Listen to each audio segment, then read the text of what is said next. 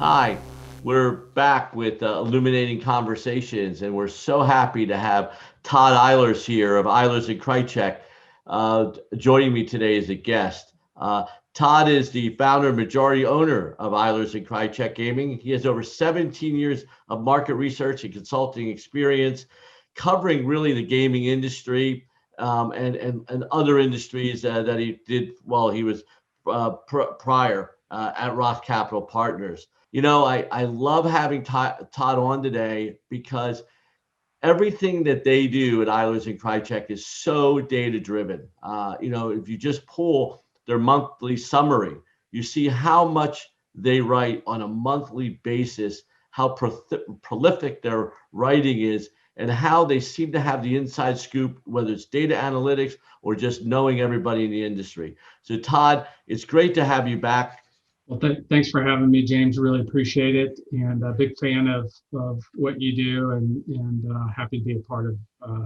Well, What before you we do. get started, I always like to come up with one thing that maybe the audience might not know, even though it's on your bio, is that you previously graduated from the United States Air Force Academy. And when I saw that, I thought, was he a pilot? How did he get from being in the Air Force Academy at Colorado Springs to sitting, I think today you're in Southern California, Orange County, uh, uh, and running this great company that the gaming industry really relies on. So tell us a little bit about that leadership experience that they taught you there, and how did you parlay that into where you sit today? Actually, was born and raised in Missouri. Grew up in the Midwest, and I was a football player, and so I was really focused on that when I was growing up, all the way through high school, and but also knew that I wanted to get good grades, because at some point I knew I'd have to do something other than play football, and so spent a lot, was really focused on school as well, and so got an opportunity to go to the Air Force Academy in Colorado, and I was going to play football there, and also a chance to get a free education. And it seemed like a really cool thing to do, and something really different. And I liked the challenge of it, and so that's how I ended up going out there. Learned a lot, met a lot of really interesting people, learned a lot about leadership and service, and it was a great experience. um, I I thought about maybe trying to be a pilot, but quickly learned that I was not all that comfortable in a cockpit. After a few rides, I quickly pivoted to something more on the business side of things, and so that kind of brought me out to California, where I was stationed as an acquisition manager at Los Angeles Air Force Base, and got my MBA while I was working for the Air Force, and after about 4 years in the Air Force, decided I wanted to do something a little bit different, and joined a firm called Roth Capital Partners, an investment bank down in Southern California. And the position that I took was the associate for the gaming analyst, and so that's how I got into the gaming industry. Right, and most people might not know that you were at Roth Capital for 10 years, and I remember Roth Capital, but that you were rated the number one stock picker in the hotel and leisure sector.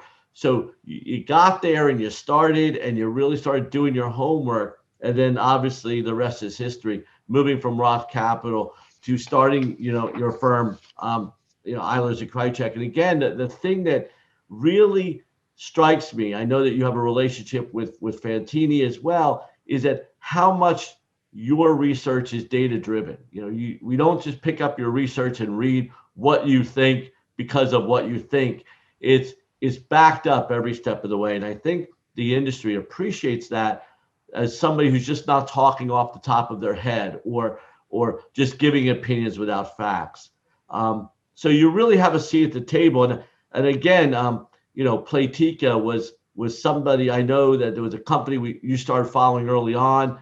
Some of us might have heard about it, And I just saw again that they went public at the end of January, and you were right on that again. But many people were surprised at whether the multiple or the price. But it seems like you had followed that from its very infancy all the way through. And I think there's probably a lot more examples like that, Todd. Yeah, I mean, the whole premise for us starting our firm, but my partners, Adam Krejcik at the beginning, was we felt like the market for gaming equipment and technology and interactive sectors were underserved, and most of the work was being done on casino operators in Las Vegas and Macau, and rightfully so. Those are big companies, big markets. But we felt like there was an opportunity, to kind of focus in some other areas, and so that's how we started. And you're right, one of those areas was social casino gaming, and Adam, my partner, had a background in covering those sorts of companies and that industry. And yeah, when we first started, there was a lot of head scratching from some people out there, like why are we focused so much in that area? But Adam really felt like it was an emerging category, and really was really positive on the sector. And we're definitely early to the game there, and he did a great job at establishing himself as kind of the go-to observer of that space, and really understands that market, and Platika, as well as all these other companies. He really established himself early, and did a lot of great work, and continues to do that. And that's so key, because in the old days, I'll say 5-10 years ago, we used to have to wait for the quarterly earnings from the major suppliers. And that's all the information we really got in between quarters. And then you had to sort of triangulate and interpolate those data points back. People, even 3 years ago, people used to say, I really wish I knew which were the best games and whose really games are best performing, because you could randomly take slot manager feedback, and then people would write reports, but there was no real data behind win per day, how things. And I know, Todd, you just came out with, something that really the industry is now using, the official sort of definitive word on whose games are performing well and whose are not. When we first started, a lot of our market research and market intelligence was more focused on the suppliers. We did an industry slot survey that captures about 40% of the North American market. We collect a lot of data out there, but a lot of it was very supplier focused. And so we had several customers and clients ask us if we could do something, like what you mentioned, a little bit more focused on individual games and cabinets. And so that's kind of how that idea started. And frankly, for a pretty mature industry, we were surprised to see that there really was nothing out there at all. And so we kind of jumped in and hired some folks to kind of build up a database. And essentially what we do is we collect monthly uploads from our casino partners, where they list out all their games and the relative performance, and a few identifiers here and there. So we're able to kind of slice and dice and filter the data, but we can we're able to show that the best new games out there in the market, best new cabinets. It's really been a great product for us, and that's the Eilers Fantini Central Game Performance Database. We're covering right now about 25% of the North American market, and it's really been a huge growth driver for our firm. In the next few months, we're also going to launch an online version of that, which again, there's really nothing out there in the market. We've got several operators lined up to participate in that. And as you can imagine, online gaming is really a big topic right now with right. the New Jersey and the recent launch of Pennsylvania and now Michigan, and likely to see several other states launch here over the next year or two. So really excited about those products and services. So Todd, do you also track tribal gaming venues in terms of performance, and do you also track like VGTs, like one might have in Illinois or Rhode Island, or places where it's more, it could be route operation or more in the streets, so to speak. Yeah, definitely. All of our work is includes the entire market, which would Okay. include tribal casinos, route markets. We focus on all of the market, and we're able to filter the data and sort it by operator type and by jurisdiction. And so, you know, a wealth of information. The key is, you know, picking out what's important, and you know, highlighting that, and really uncovering kind of the trends in the marketplace. And that's our job, and that's what we like doing.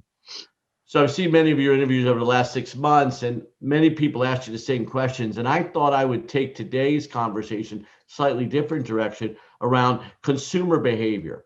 You know, the pandemic hit last March. We shut down casinos for 2 or 3 months, depending on where you were living globally, frankly. And now we're seeing a reemergence.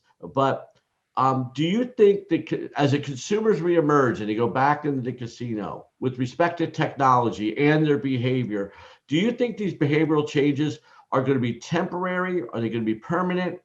And what types of technology is being benefited by either these temporary or permanent behavior changes? Yeah, I think yes, I think, you know, if you were to fast forward a year from now, I think things will, you know, move back towards the way they were. But there's always going to be a few permanent kind of changes, such a huge shock to the environment. And I think absolutely a couple really stand out to me. The first would be electronic table games. You know, obviously with social distancing and just some customers being reluctant to kind of be in close proximity to you know, a lot of people or people they don't know. And so electronic table games have just absolutely taken off this past year. You know, we've, in our game performance database, we saw a 30-40% jump pop in terms of performance. That's led to additional sales of ETGs or placements. And so that's something that I really think will continue even when things kind of return to normal. The other item or technology would be cashless gaming on the casino floor.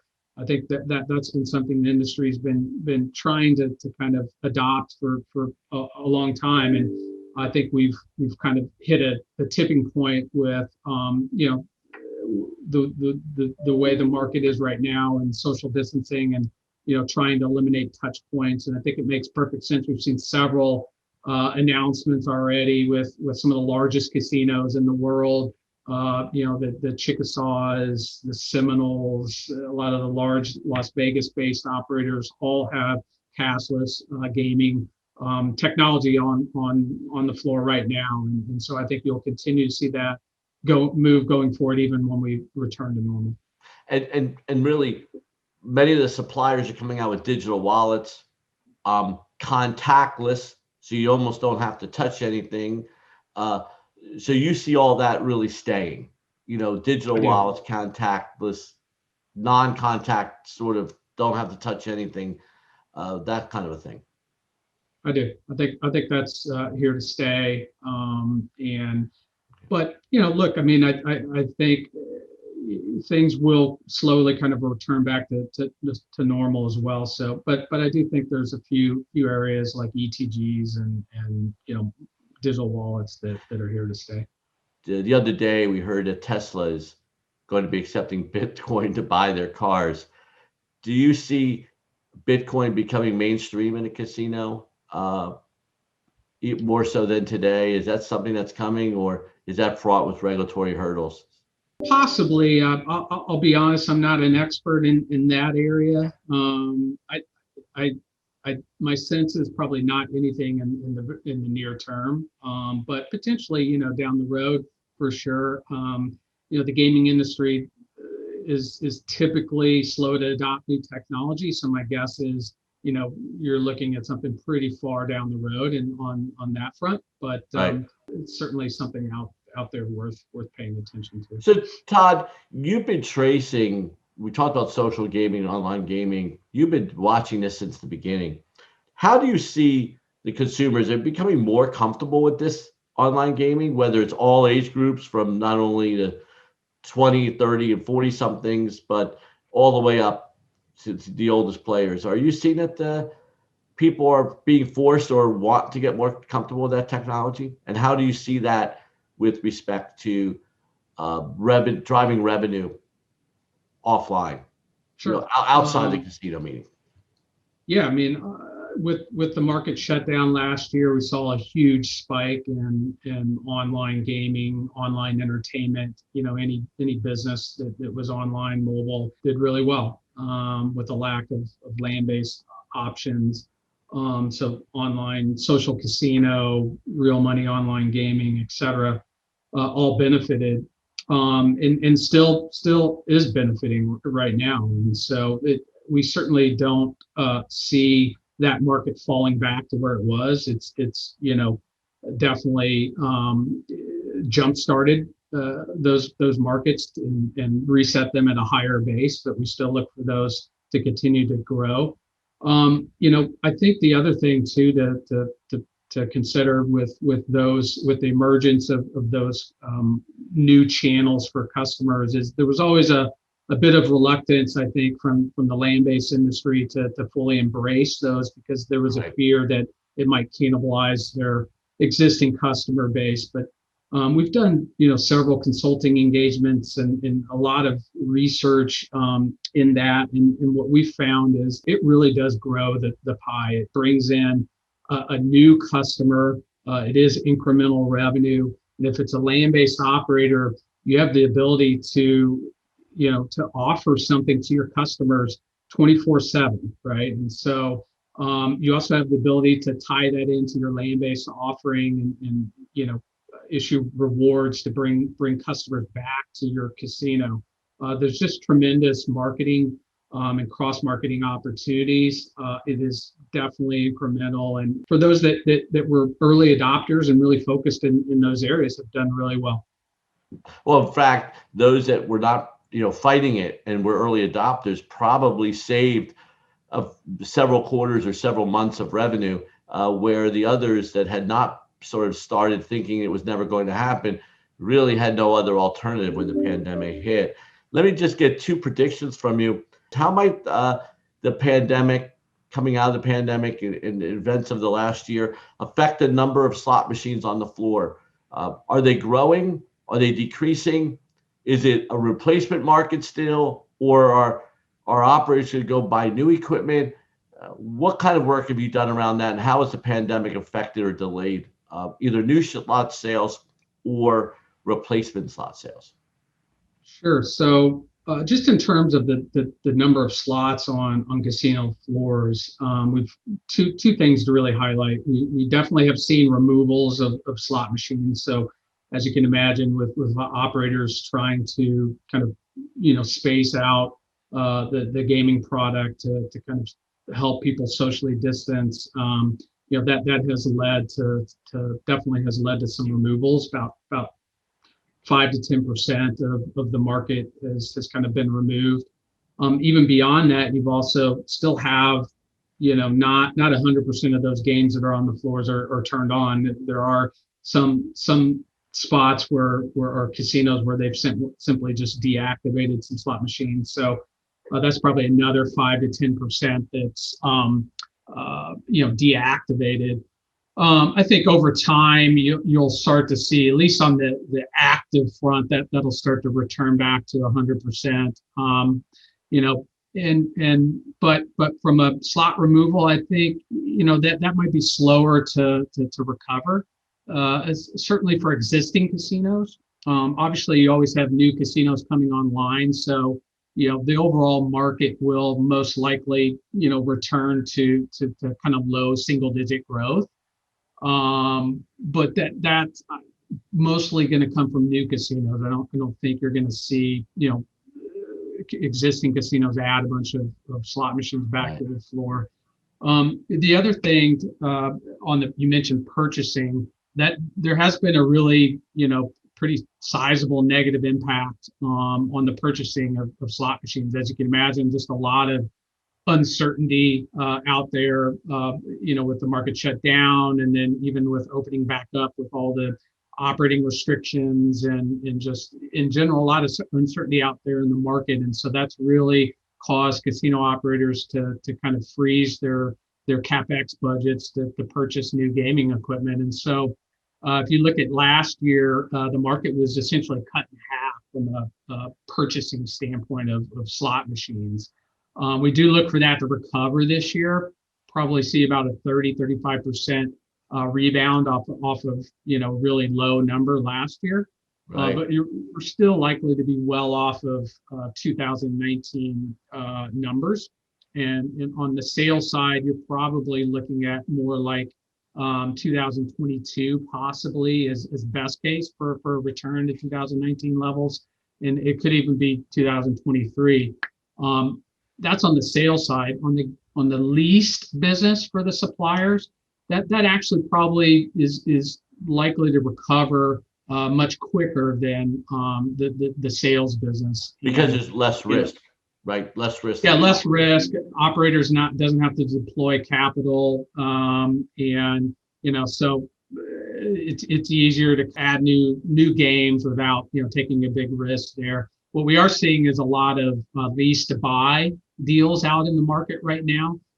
So we are seeing that leased footprint of the overall market expand well beyond what we've ever seen in our surveys. So that was something that we saw in our last survey that was really interesting. And so I think you'll see that continue over the next couple of quarters. Ultimately, I think a lot of those will be converted to sales, most likely next year, or maybe even later this year, depending on the operator. But those are just some of the things we're seeing on the market right now. Great. One last question before we leave land-based. We mentioned just a few minutes ago about electronic table games. Have you seen electronic table games replace live table games? Do you expect the number of live dealers to go down and like a one-for-one replacement with, take 10 live tables off and put 10 electronic tables on? Or is electronic tables additive to the slot machine base and not so much subtractive to the live gaming space? Yeah, no, that's a good question. I think in my opinion and kind of what we've seen in general is it's really its own category. Okay. And so really, sure, I mean, if you're limited in space, it's obviously going to take away from something, right? So it's taking away probably a little bit from the slots, maybe a little bit from the tables, but in general, that kind of business is we kind of view as a separate category, not as a replacement. Now, in the current environment, or like over the last 6 months, on the margin, maybe does it replace a few more live tables? Maybe, and that kind of makes sense. But I think going forward, I don't really view that as a one-for-one replacement. We view it as a new category. So let's talk about online gaming. It's obviously expanding. You're tracking new legislation nationally, I'm sure, here in the United States, around the world. Obviously states have budget holes to fill. How active do you see this next legislative session being around digital, online gaming, sports book, iLottery? Because I know our lottery friends would want to know how you think of that lottery industry in terms of buying, lottery tickets and scratch tickets digitally. How active of a legislative session do you expect? And do you expect a lot of wins or a lot of passes? Yeah. We expect it to be very active, massive this year. Probably one of the most active years in the history of gaming. And obviously there was a lot of momentum prior to COVID with respect to sports betting. That's going to continue in a very, aggressive way. I think what we learned with the COVID shutdown and some states having online casino available, like New Jersey, Pennsylvania, they were able to generate tax revenue. And so I think you're going to see a few more states on the margin look to combine the online casino with sports betting. And I think, so I think that's certainly something that probably wasn't going to happen prior to the COVID shutdown, but most likely will happen post-COVID. There's also, a big push on the land-based side, on the route markets, and really trying to shut down these gray markets or illegal markets, and legalize traditional route markets like the Illinois. Much like we see in Illinois, right? But that's getting some pushback from the land-based operators who said, "Hey, I've spent all this capital. Now you want to put a route down the street." Yeah, I think that it's again similar to the online casino kind of reluctance and pushback over the years. You also get kind of a similar sort of thing from the land-based casinos with regards to the expansion of routes. We kind of take the different side of that. I think the reality of the situation is all these states have these markets out there already, right? They're gray or illegal, and so their customers are already playing in these venues and playing these unregulated games. And so again, I think it's another way to touch your customer on a more frequent basis. And we've seen several regional and local casino operators get involved into the route business. Penn National, Boyd, Delaware North, several regional operators have started to get a little bit more active. Probably maybe more of a defensive move, but they are in the route business now, and so we're proponents of that. We think the Illinois is really a great example of how you can kind of shut down an illegal market, generate new tax revenue for the state, and you also have land-based casinos benefiting from that as well. And it's obviously a boom for suppliers, which is where we do a lot of our work as well. And if I could plug the regulator, in Illinois, they showed that they can do it right, and they can do it well. And obviously that's regulated by the Illinois Gaming Board, which also regulates the land-based, but they've done it really well. Let's talk a little bit about lotteries. We see lotteries starting to get more active, getting away from sort of the older technology of whether it's using balls to draw winners at night, which still happens with large lotteries and the large jackpot prizes. But we're starting to see lotteries get into iLottery and the idea of buying a scratch ticket and other lottery products online. We also have seen the Tennessee Lottery. They are regulating and running sports betting in Tennessee. We are seeing other lotteries do that same thing. Are lotteries in some way starting to emerge and starting to get more into the mainstream gaming products? And how does that impact traditional land-based or where it had most of the time had been prior? Those activities. Yeah, I think look, if lotteries are smart, they're absolutely focused on growing their online presence and mobile presence. Right now, we do a lot of work in the iLottery space. There's 8 states that have that provide the opportunity to purchase lottery tickets online, whether it's purchasing the draw-based tickets or, frankly, just playing virtual scratch-off tickets online. The big opportunity is on the virtual scratch tickets because of the velocity of the gameplay. Right. And so there is a point there where you can certainly push the envelope, and you can certainly see that those types of games might be very similar to online slots for commercial gaming. And so there might be some states where there's a battle there politically in terms of who gets to do that, and so there might be some states where the traditional gaming interests might prevent the lottery from doing that. But I think in general, you'll see more state lotteries look to offer that, interactive product offering to their players. And yeah, I mean, so I think that makes sense. And if they're smart, they're doing that. And we're certainly seeing some pretty strong growth numbers for the states that are doing it present. Let's not leave out tribal gaming. A large segment of what happens in North America market is around tribal gaming. And I know that you mentioned you worked with a few and you know what's going on in this space.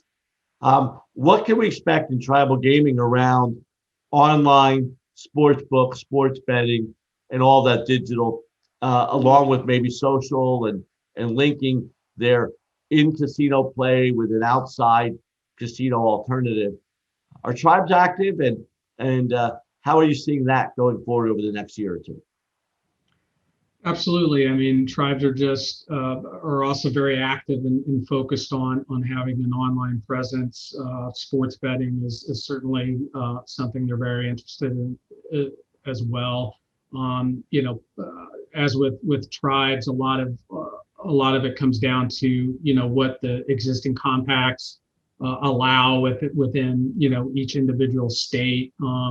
I do think a lot of that will get worked out over time, and we would envision, tribal operators having online casino and sports betting solutions going forward as well. So 100%, they're definitely focused on that as well, and rightfully they should be. Another crossover that's happening, I want to really pick your brain about, is where casino operators are getting into developing their own content. When Netflix first came out, they were a buyer of studios content, and you used to go on Netflix and buy whatever you wanted to watch, but it was coming from Disney or whatever studios were making it. Now Netflix actually has their own movie studios and television studios, and they're making their own content. We've actually seen a switch or starting to migrate where online casino operators are also the land-based casino operators, whether it's Penn National, you mentioned them before, and some of them are making their own content and not going and buying it. Do you see that being a trend, or is that just something that's going to happen, but really they're going to continue to buy their online gaming content from these third parties? How do you see that shaking out over the next year? I think you'll see some operators take on a little bit more of the operations of the online or interactive business, while others will completely outsource it. I think that mostly comes down to the technology and the platform and the systems, and things like that. When it comes down to actual game content, I still view the vast majority of online operators will continue to license those games from the traditional suppliers, IGT, Scientific Games, Aristocrats, Right. etc. Because those are the games that players want to play Right. in the land-based casino. They want to see the same games in an online casino as well. And so I don't really see online operators developing their own slots, and so but they will take on more of the kind of technology Right. aspect of things for sure. And they may use these outside suppliers to come up with game themes, which they'll white label on their sites. So it'll look like their game, but really they're buying the content elsewhere. Yep. Great. So let me just we're going to just a couple more questions here. We've just come through a second dip in economic activity. COVID cases went up during January. How have the operators, are they scared of a second dip? Are the suppliers worried about this second dip? Or are they able to see the light at the end of the tunnel now that the vaccines are starting to be rolled out? Yeah, I think, if you were to go back a couple months where cases were spiking and we're kind of right in the middle of the holidays, I think there probably was a lot more worry out there. But with the last month for sure, the trends seem to be going in the right direction. I think there's a lot more optimism, and things continue to get better. I think each week on that front. So we're that's definitely trending in the right direction for sure. And so I think obviously vaccinations. I think I saw this morning we're at about 10% of the population right now, and so that's obviously continuing in the right direction as well. So I think those are all positive signs for the industry. And the last question, I think, and then we'll wrap up. And it's really been great having you today. How do you see 2021 ending up, and then what is 2022 and 2023? Is the pandemic a distant memory, or is there real changes to our industry? How do you see first this year shaking out, later in the year once most people should have already received a vaccine? And how do you see it shaking out over the next couple of years going forward? Yeah, I think look, with another potential round of stimulus in the works, I think you could see a really strong second half for the casino industry. It's already been relatively healthy on the regional and local front with the reopenings. The destination markets have kind of been the laggards, like Las Vegas Strip, Right. Macau, cruise ships. So I think those are the markets you could see also really start to rebound, along with continued strength in the regional and local markets, especially with another round of stimulus. I think you'll see again the majority, of states offering sports betting as we exit this year and enter 2022. And I think you'll see at least maybe one more online casino state come along as well. And I think you'll continue to see that market expand.